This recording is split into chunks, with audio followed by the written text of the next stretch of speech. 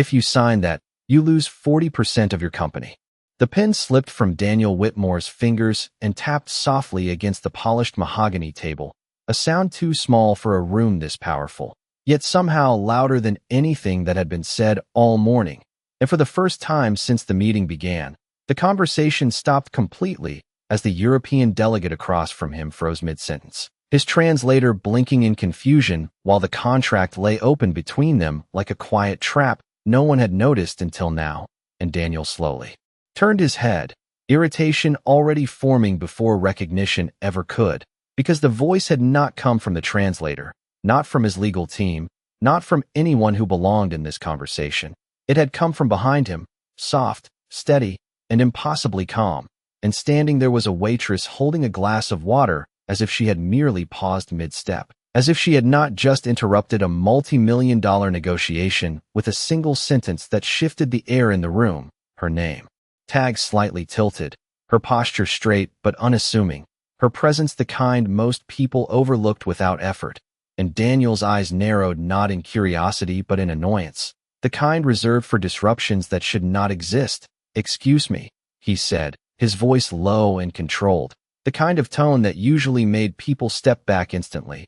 But she didn't move, she didn't apologize, she didn't even rush to correct herself. Instead, she placed the glass gently onto the table beside his elbow, the ice clinking once, a small, deliberate sound, and only then did she look up, not at him, but at the contract, her eyes scanning the page with a precision that did not belong to someone in a server's uniform.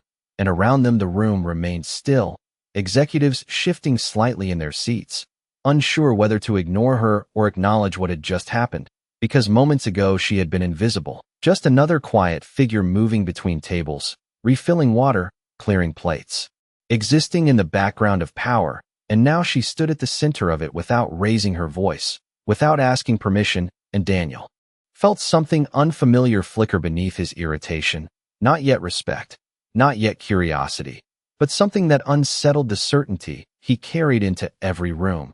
Because people like her were not supposed to interrupt people like him, not supposed to understand documents like this, not supposed to speak at all unless spoken to, and yet she had, and worse, she had done it with a confidence that did not ask to be validated. "Stay in your place," he said quietly, not looking directly at her this time, as if denying her presence might restore order. But the delegate across the table was no longer looking at Daniel, his attention fixed entirely on the waitress, his expression shifting from confusion to something closer to recognition, and the translator hesitated, glancing between them, unsure whether to continue or stop, and in that fragile pause, the waitress spoke again, this time in fluent, precise French, her tone even, her pronunciation flawless, and the effect was immediate. The delegate straightened, his eyes widening slightly, responding to her without hesitation, their exchange flowing naturally, effortlessly, as if this conversation had always belonged to her. And Daniel sat there, silent, watching something he could not immediately control unfold in front of him, the balance of the room shifting not with force, not with volume, but with clarity. And for the first time that morning, he realized he had missed something important long before she ever opened her mouth. Because the most dangerous voice in the room had been the one no one bothered to hear. Daniel did not interrupt, and that alone unsettled everyone more than if he had raised his voice. Because silence from him was never hesitation, it was calculation, yet now it felt different, heavier, as he watched the exchange unfold in a language he understood only partially, catching fragments, tone, intention, but missing the precision that the waitress delivered without effort, her voice steady, unhurried, as if she had all the time in the world while millions of dollars balanced on the edge of a single clause. And the delegate leaned forward, no longer defensive, no longer guarded, but engaged, asking questions directly to her, bypassing the translator entirely.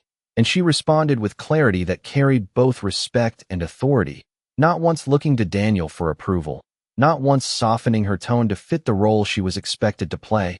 And around the table, the legal team shifted in their seats, flipping through documents they had already reviewed, suddenly uncertain, suddenly aware that something had been overlooked, something small enough to hide in plain sight, but large enough to change everything.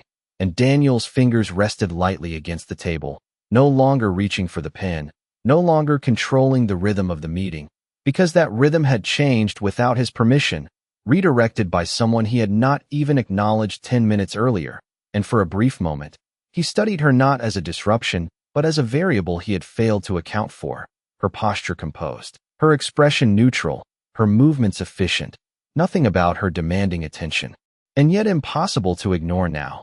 And when she reached the final page of the contract, she paused, her eyes narrowing slightly, as if confirming something only she could see, and then she spoke again, switching back to English, her voice quiet but precise.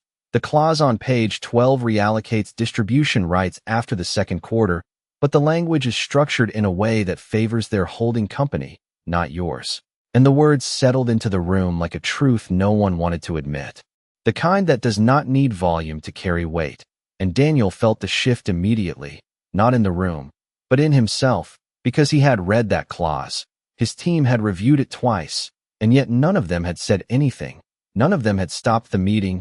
None of them had spoken, and she had, without hesitation, without invitation, and the delegate across the table nodded slowly, confirming her interpretation with a brief explanation in French that even Daniel could understand enough to recognize agreement, and the translator lowered his eyes, no longer participating, no longer needed, and the room remained quiet, not out of confusion, but out of recognition, the kind that comes when authority changes hands without announcement.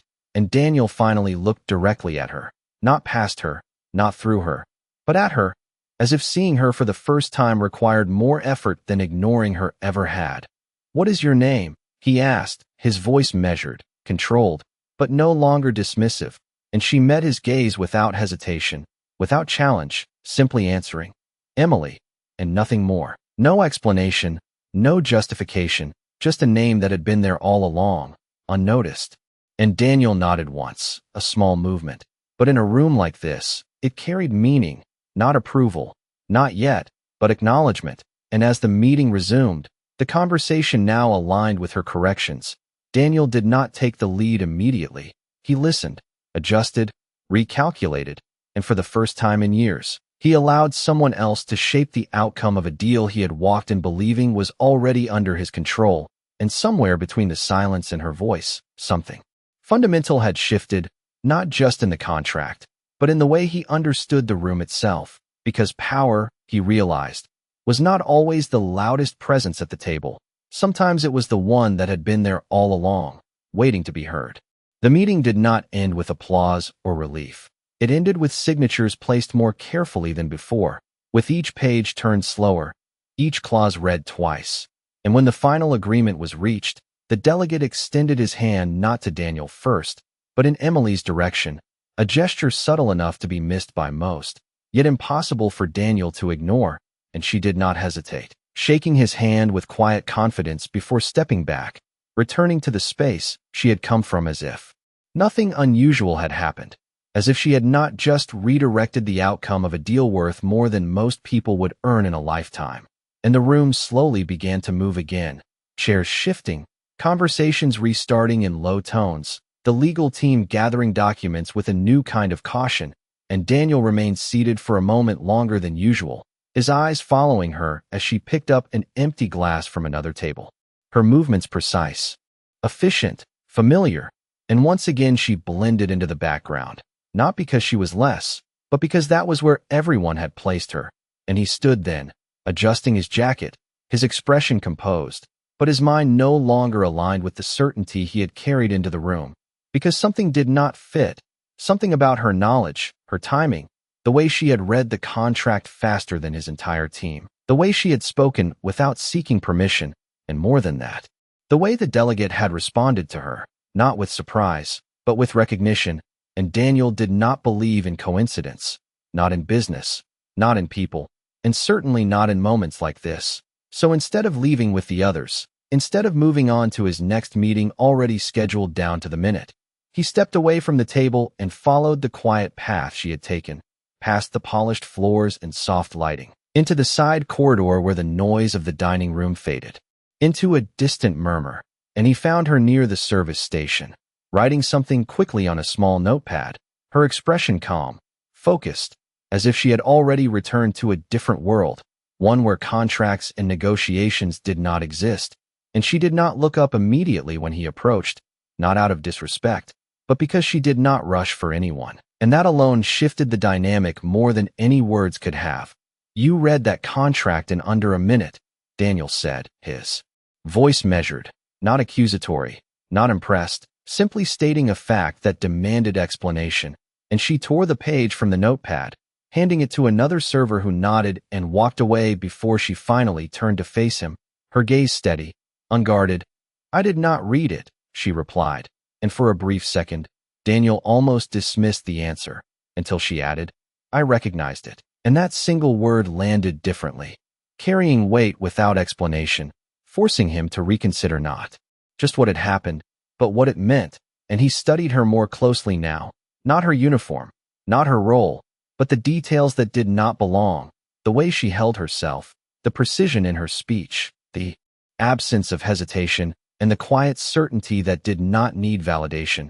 "Recognized from where?" he asked, and for the first time, there was a pause, not long, not dramatic, just enough to suggest a choice being made, and she glanced briefly toward the dining room, then back at him. "From a version that failed," she said simply, and nothing more, no elaboration, no attempt to impress, just a statement that opened more questions than it answered, and Daniel felt something shift again, not confusion, but awareness. Because people who spoke like that did not learn from textbooks. They learned from experience, from mistakes, from consequences that stayed with them long after the moment had passed. And he realized then that whatever story she carried, it was not small, it was not simple, and it was not something that fit within the role everyone else had assigned to her. And for the first time, Daniel Whitmore did not see a waitress standing in front of him.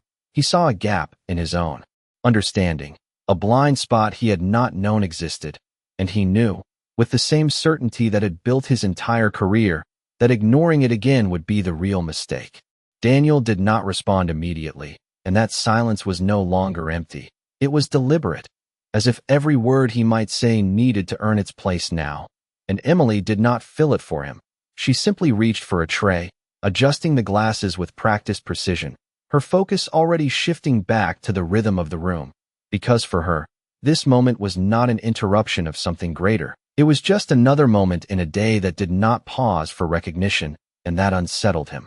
More than anything she had said, because people who knew their value usually made sure it was seen, they leveraged it, protected it, displayed it, but she did none of that. She stepped back into invisibility as if it were a choice, not a condition, and Daniel finally spoke, his voice quieter than before, not commanding, but searching. "A version that failed does not usually look like that," he said, nodding slightly toward the dining room, toward the deal that had just been saved, and she paused again, just briefly, her fingers resting against the edge of the tray, not tense, not hesitant, just still. "Failure teaches you where to look," she replied, and the simplicity of the sentence carried something deeper, something earned, not studied. And Daniel felt that same shift again, the one he could not categorize. Because this was not talent alone, it was experience shaped into instinct, the kind that does not announce itself. It reveals itself only when necessary. And he stepped slightly closer, lowering his voice, not out of secrecy, but out of respect for the space she occupied. "You are not just working here," he said, not as a question, but as a conclusion. And for the first time, a faint trace of something passed through her expression, not surprise, not pride, but recognition that he was finally asking the right question, even if he did not realize it yet. And she met his gaze fully now, not guarded, not open, simply present. "I am working here," she said, emphasizing the word in a way that did not deny anything, but did not explain either. And before he could press further, another server approached, whispering something about a table needing attention, and Emily nodded once, the moment shifting again, her attention moving where it was needed without hesitation, and she turned slightly, ready to leave, not abruptly, not dismissively, just naturally, as if this conversation had reached its end without needing to be concluded. And Daniel watched her for a second longer, aware that if he let her walk away now, the distance between what he knew and what he needed to understand would remain exactly where it had been before, and that thought alone was enough to stop him. "Emily," he said, her name landing differently this time, not as identification, but as acknowledgement, and she paused, looking back over her shoulder, waiting, not impatient, not expectant, just still. And he chose his next words carefully, something he had not done in a long time. "Why did you say something?" he asked, not about the contract, not about the language, but about the decision to step forward at all. And for a moment, the noise of the dining room seemed to fade again, the clinking glasses, the quiet conversations, all of it becoming distant, because the answer mattered more than the question, and she held his gaze, steady, unwavering, before replying in the same calm tone she had used from the beginning, because no one else did. And there was no accusation in her voice, no judgment, just a statement of fact so simple it left no room for defense.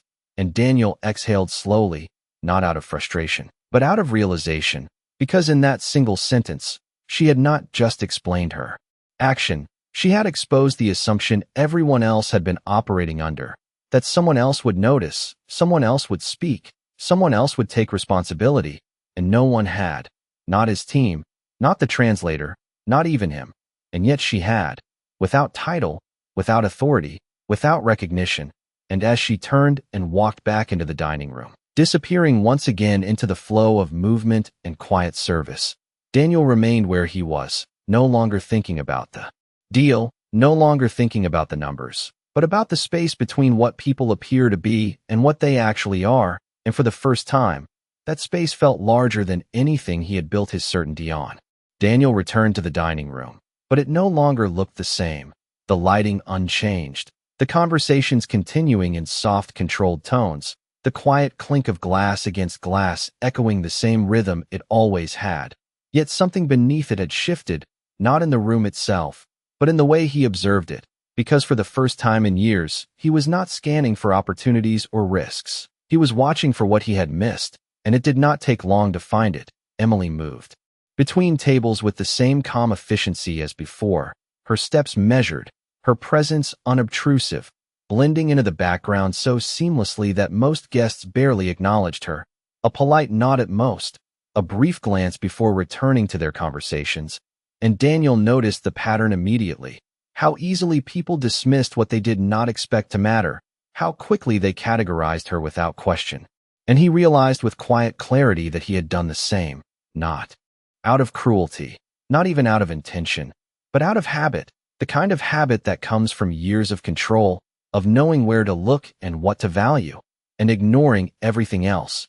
And now that certainty felt incomplete, and he stood there longer than necessary, his meeting finished, his schedule already pressing forward, yet he did not move, because leaving now would mean returning to the version of the day that existed before she spoke, and that version no longer made sense. And across the room, Emily paused beside a table, adjusting a plate slightly so it aligned perfectly with the edge, a small detail, almost invisible, yet done with precision that suggested it mattered to her, even if no one else noticed. And Daniel found himself stepping toward her again, not with urgency, not with authority, but with intention, the kind he usually reserved for decisions worth millions. And when he reached her, she was already moving, lifting a tray with practiced ease, and he matched her pace without interrupting, walking beside her through the narrow space between tables, the soft murmur of conversation surrounding them, until she placed the tray down at the service station once more, and only then did she turn slightly, acknowledging his presence without surprise, as if she had expected him to return, or perhaps simply understood that some questions do not disappear once they are seen. "You recognize the contract," he said, not repeating the earlier question, but continuing it, refining it, and she nodded once, not as confirmation for him, but as acknowledgement of what had already been established, and he continued, his voice steady, controlled, but no longer distant. "That means you have seen deals like this before, not as a server." And she did not answer immediately, her eyes resting on the polished counter for a brief second, not avoiding, not retreating, just considering. And when she spoke, her tone remained the same, calm, grounded. "I used to review them," she said, and the words were simple, but they carried weight, not because of what they revealed, but because of what they implied. And Daniel felt that quiet shift again, the one that expanded rather than resolved, because the gap between who she appeared to be and who she was continued to widen with every answer. Used to, he repeated, not questioning the past, but the transition, the distance between then and now, and she met his gaze again, steady as before. Things change, she said, and there was no bitterness in it, no regret, just acceptance, the kind that does not need explanation. And Daniel understood then that whatever had brought her here was not something she would explain easily, not because she was hiding it, but because it was not something she needed to justify. And for a moment, neither of them spoke, the space between them filled with the quiet understanding that not all stories are told in full, and yet even without the details, the outline was enough.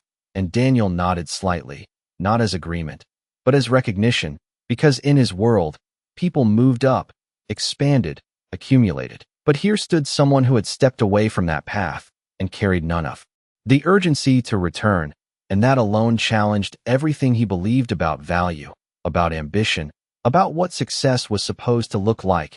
And as another guest called for service, Emily turned without hesitation, stepping back into motion, leaving him standing there once again.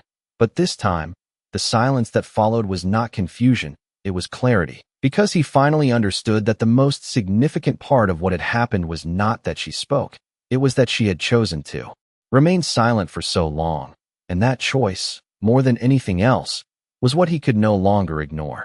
Daniel did not leave that afternoon, even as his phone vibrated twice in his pocket with reminders of meetings that would normally take priority over everything else, because something in him had shifted from urgency to observation. And for a man who built his life on controlling outcomes, the act of simply watching felt unfamiliar, almost uncomfortable, yet necessary. And he took a seat at a table near the edge of the dining room, not hidden, but not central either, a place where he could see, without being seen. And he ordered nothing at first, just sat with his hands loosely folded, his attention no longer scanning spreadsheets or projections, but following patterns. And Emily was at the center of all of them, not because she stood out, but because she did not, moving between tables with the same quiet precision, responding before being called, noticing details others missed, a napkin slightly misplaced, a glass left half empty, a hesitation in a guest's voice that signaled confusion before it became a complaint. And Daniel recognized the skill immediately, not as service, but as awareness, the kind that executives paid consultants thousands of dollars to train into teams, and yet she carried it naturally, effortlessly, without recognition. And as he watched, he began to see something else, something even more unsettling. How often people spoke over her, how often they dismissed her presence with a quick nod or a distracted gesture, assuming she would adapt, adjust, comply, and she did. But not in the way they expected. She adapted without losing control, adjusted without lowering her standard, complied without surrendering her awareness. And that distinction, subtle as it was, drew his attention more than any dramatic display could have, because it meant she was choosing her role, not being confined by it. And when she approached his table, finally acknowledging him as a guest rather than an observer, her expression remained the same, calm, professional, untouched by everything that had happened earlier. "Would you like something to drink?" she asked, her tone even, as if this were their first interaction of the day. And Daniel almost smiled, not out of amusement, but recognition, because she was not continuing the previous conversation, she was resetting it, placing it back into the structure of the world she controlled here. And he nodded slightly. "Black coffee," he said, and she turned without hesitation, moving toward the service station, and he watched her go, understanding now that whatever answers he sought would not come from pressing, not from asserting his position, but from paying attention to what she chose to reveal. And when she returned, placing the cup in front of him with the same steady motion she had used before, he spoke. Again, not as a demand, but as a continuation of thought. "You could have let the deal fail," he said, and she did not react immediately, her hand resting briefly on the edge of the table as she adjusted the placement of the cup by less than an inch, aligning it perfectly. And only then did she respond. "Yes," she said simply, and the absence of explanation made the word heavier, more intentional. And Daniel leaned back slightly, studying her. "But you did not," he added, not as a question, but as an observation that required context, and she met his gaze again, her expression unchanged, her voice just as steady. "Because the mistake was not theirs alone," she replied, and the sentence lingered between them, carrying more meaning than its length suggested, and Daniel felt that familiar shift again, the one that no longer unsettled him, but grounded him, because he understood now that she was not reacting to the moment. She was responding to something deeper, a standard that existed, independent of titles or roles. And for a moment, neither of them spoke. The quiet space filled not with tension, but with clarity, and Daniel realized that everything he had built had always been about control, about ensuring that nothing unexpected could alter the outcome. And yet here sat someone who operated without that need, who stepped in only when necessary, spoke only when it mattered, and then returned to silence without claiming ownership of the result. And as he lifted the cup, the warmth steady in his hands, he understood something he had never needed to consider before. That power did not always come from holding the center of the room. Sometimes it came from knowing exactly when to step into it, and when to leave without being asked. Daniel remained seated long after the coffee had cooled, not because he had forgotten it, but because his attention had shifted to something far less tangible, something that could not be measured or scheduled or predicted. And across the room, Emily continued moving through her shift with the same quiet rhythm, never rushing, never hesitating, her presence steady in a way that did not draw attention, yet anchored everything around her. And he began to notice how others responded to that presence without realizing it, how conversations softened slightly when she approached, how tension at a table eased when she spoke, how even the most impatient guests seemed to wait a fraction longer without complaint, as if something in her tone suggested that things would be handled without the need for urgency. And Daniel recognized that pattern too, not as service, but as influence, the kind that does not demand attention yet reshapes behavior. And it unsettled him in a way that numbers never could, because it existed outside the systems he understood, outside the structures he controlled. And as he watched, a man at a nearby table grew visibly frustrated, tapping his fingers against the table, glancing repeatedly toward the kitchen, his impatience building in small, controlled movements that most would ignore.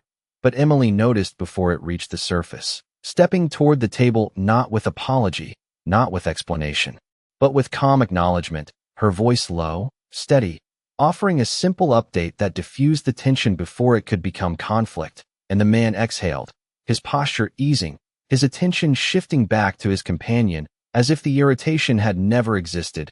And Daniel saw it clearly then, the way she prevented problems rather than reacting to them, the way she moved ahead of conflict instead of managing it after the fact. And he realized how rare that was, not just here, but everywhere.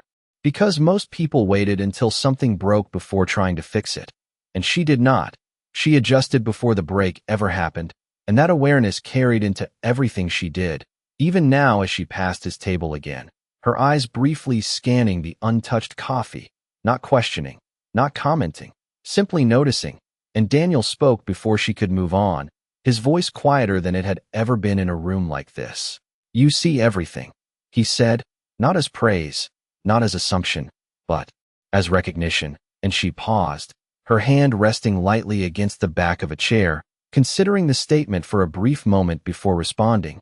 "No," she said, and the simplicity of the answer caught him off guard, because it did not align with what he had just observed. And she continued, her tone unchanged, "I just pay attention to what others ignore." And the distinction settled into the space between them with a clarity that did not need explanation.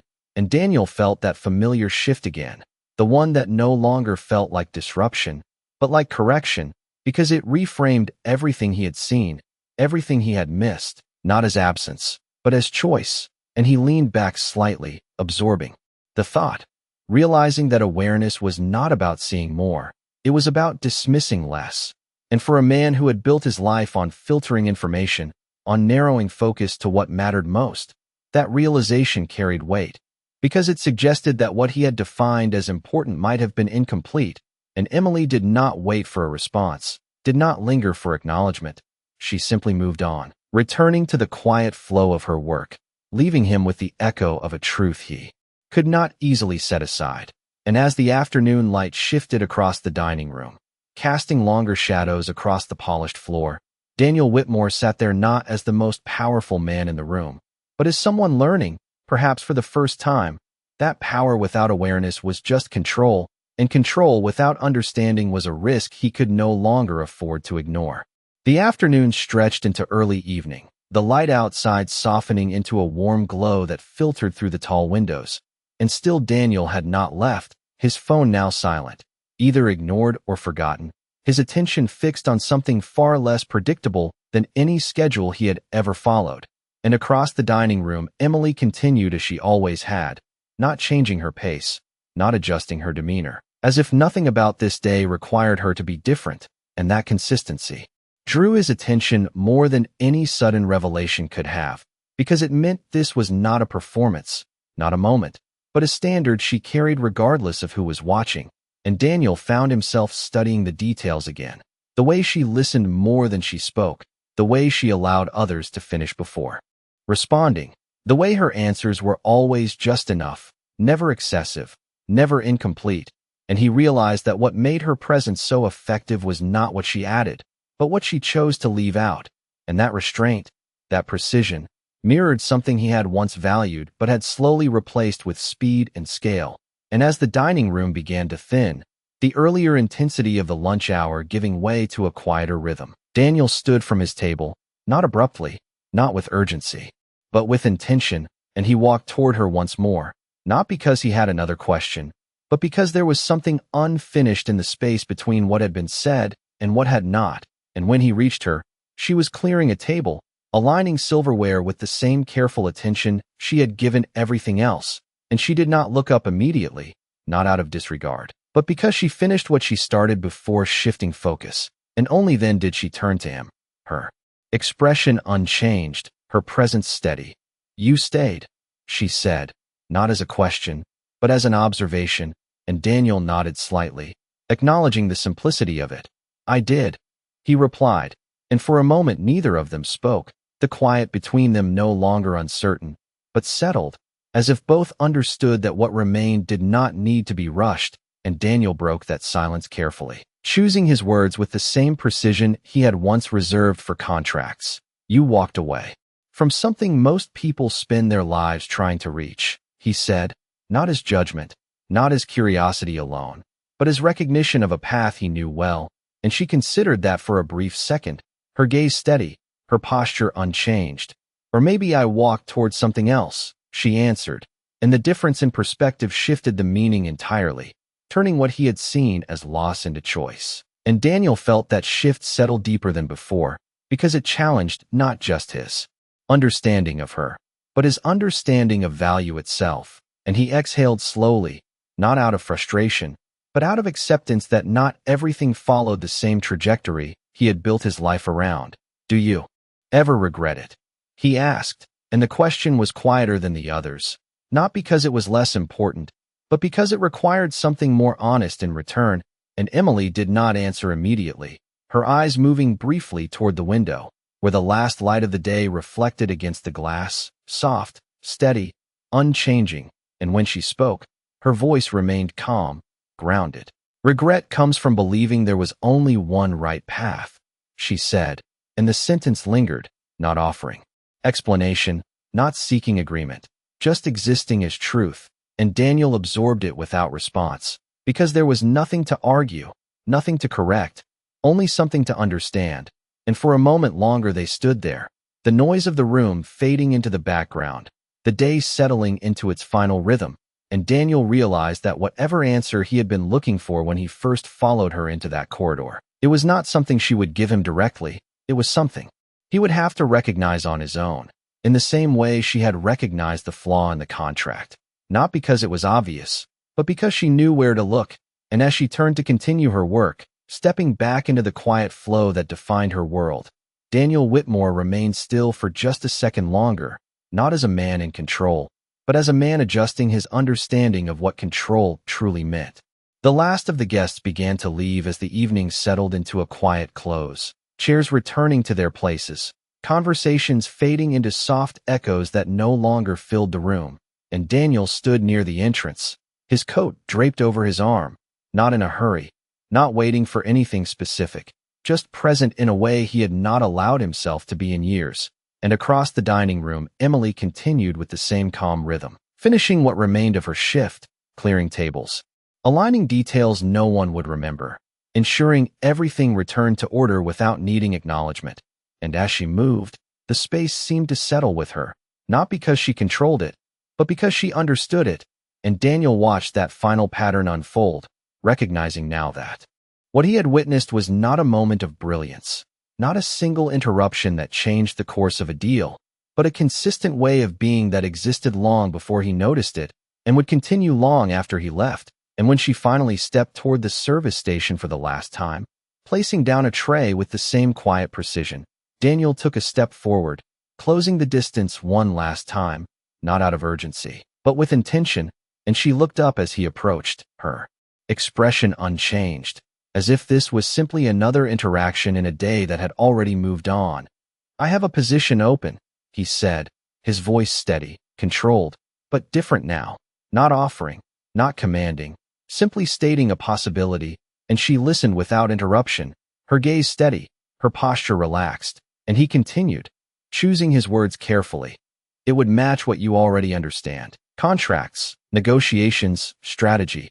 And for a brief moment, the silence between them held something unspoken, not tension, not expectation, just space for a decision that did not need to be rushed. And Emily considered him, not the offer, not the opportunity, but him, as if measuring the intention behind the words rather than the words themselves. And then she shook her head gently, not dismissing, not rejecting, simply declining.